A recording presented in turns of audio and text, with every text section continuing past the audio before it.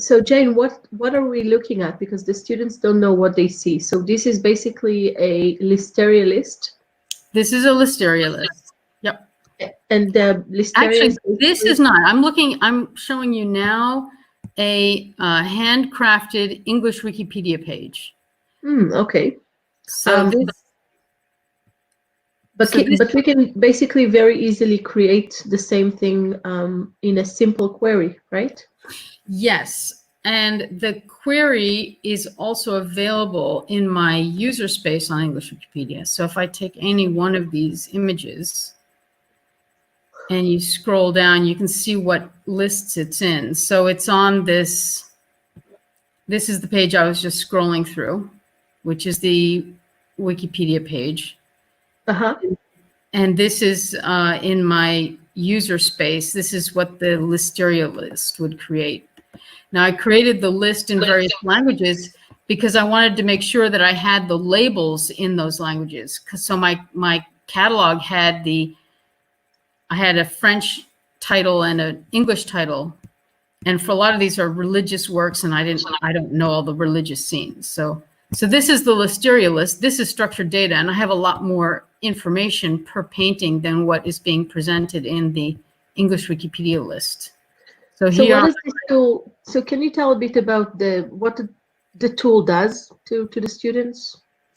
So the tool is basically just a method to organize the data that's in each item in a tabular way.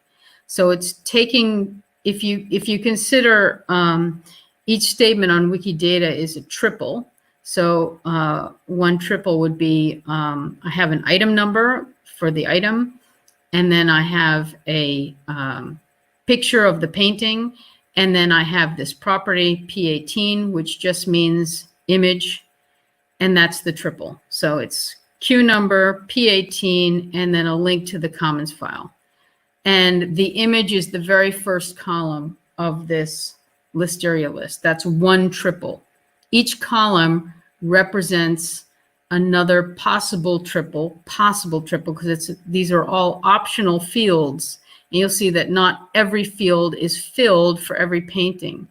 So this judgment of Cambyses, I don't know how even to pronounce Cambyses. This is actually two paintings. You can't see it, it's very small, but it's a painting series. So each of these paintings has its catalog number. So this is actually without a catalog number, it's popped to the top.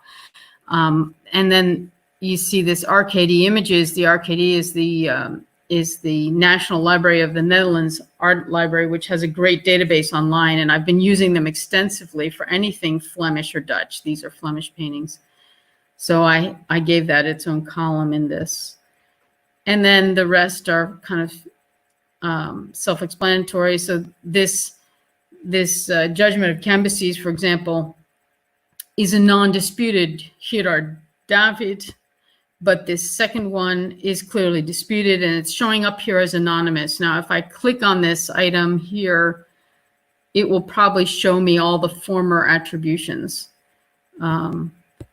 because these are typically the kind of painting that is poorly documented over the centuries. We're talking, what are we talking here? 14, 20, 13. These are very early dates for paintings, right? This is the oil paint is very young. I think we're talking about tempera paints here.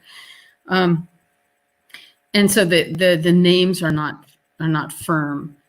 And what you see here are what is depicted. This is the P180. This is one of these properties that we invented after 2015, right? The P180 is what is depicted in this painting. Can we say that in a structured way? So this is a flaying.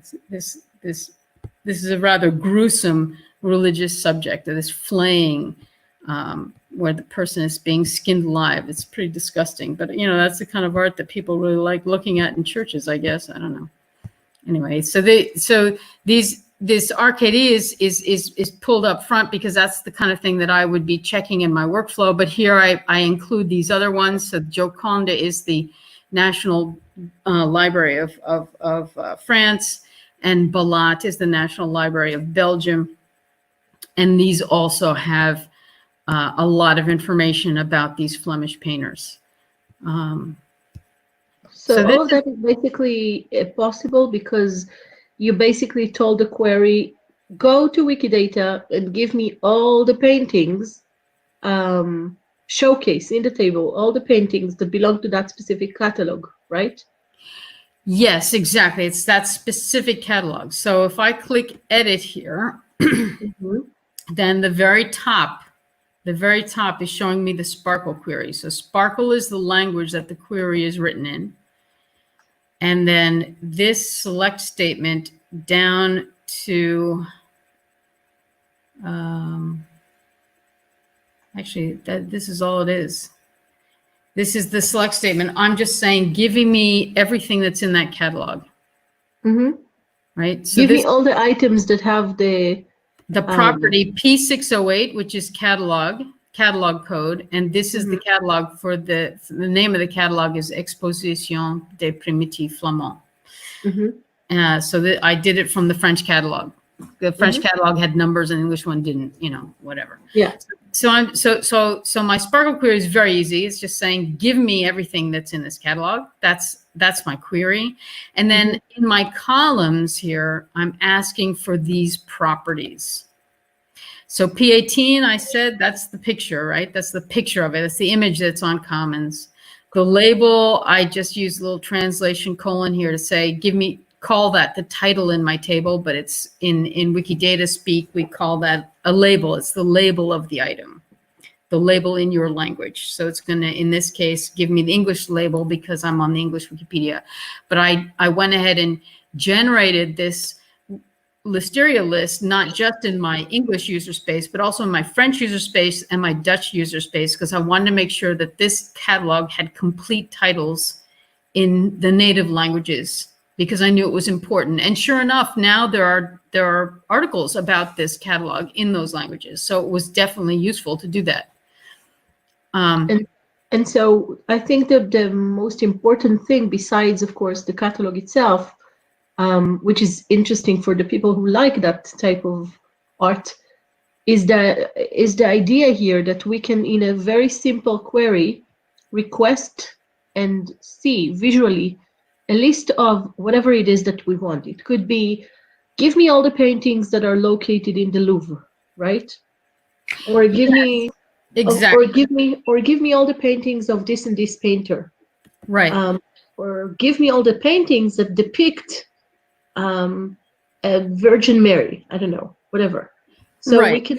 So you can actually sort. You can actually sort this and say, just yeah, give me everything that has flaying in it or something, or everything that has a dog in it. I mean, we can discuss for hours. Something, yeah, less gruesome maybe. Yeah, but it's funny because but the idea is no, go ahead. The idea is that you can actually you could sort this by location. So if I could say the current or last known location, I can actually, these are sortable columns, right? So then it'll show you everything. Here's everything in the Tournai Cathedral. Now these numbers are not far apart, catalog numbers, but if you're just saying, oh, okay, I think it was in that exhibition. Where is it now? So Thyssen Bornemisza has apparently quite a few of them. How did they get them? Who knows? But they have quite a few of them. So you can. That's the advantage of having them in one of these sortable tables, is that you can quickly look things up then, right? Or you can say, you can everything that's religious, or everything that's a portrait, right? Pull out all the portraits. In fact, yeah. You can basically decide what columns you see, right? Yeah, exactly. And I don't get into Listeria wars very often, but I noticed that some people use these for different purposes. So, for example, the depict statement is one of the things that I will pull out of a Listeria table all the time, because you see it has very many columns in it, and I find that very annoying. So I always take it out. But of course, people who are working on depicts for paintings, they want to see what's already in there and what's blank, and I'll add a few depict statements. So it has everything to do, I mean, when you talk about curation of data, these tabular presentations are so easy, right? It's easy to see which one is missing an image. Can I go find that painting? Or which one is missing a collection ID, right? So if it's a private collection, it won't have one. But if it's in the Louvre, I know it should have a collection ID. So, you know, if it's missing, I can go find it. And yeah, I mean, a lot of these paintings have so many statements on them. And this is just one fraction of statements. Yeah, it's kind of a random selection, but this was something that I was working on because I wanted to add it in a structured way to the Wikipedia, articles that were already there, or the English Wikipedia article, which was already there. And so I was trying to use the columns in such a way that I had very little handwork. But yeah, this was a very important exhibition. So this is an example of an exhibition catalog. Now, if I go to the exhibition catalog, how do I get there? Oh, we'll just pick a painting. I always use the paintings to get around because I don't know how to navigate from one project to another. So if I'm here, this is a item for a painting. I say what links here. What links here is something I use on Wikipedia to navigate around all the time. I don't know if anybody else does uses that method, but I use the same method on Wikidata. I always use what links here. So this is saying that this is the this is linking you back. It's not in a collection or not in a collection that has a Listeria list, but it is connected to 2 Listeria lists on Wikidata. This is the catalog as it's on Wikidata. So that I was just in the English Wikipedia version of the same list, and this is the list on Wikidata. Can we take a look at the item itself of the 3 ladies? Oh, the 3 ladies, yeah, sure we can. I just wanted to quickly show you how this same information looks on a Wikidata list on Wikidata, because it looks like there's a lot more columns on here. Mm-hmm. So it's just a sort of a random choice. But yeah.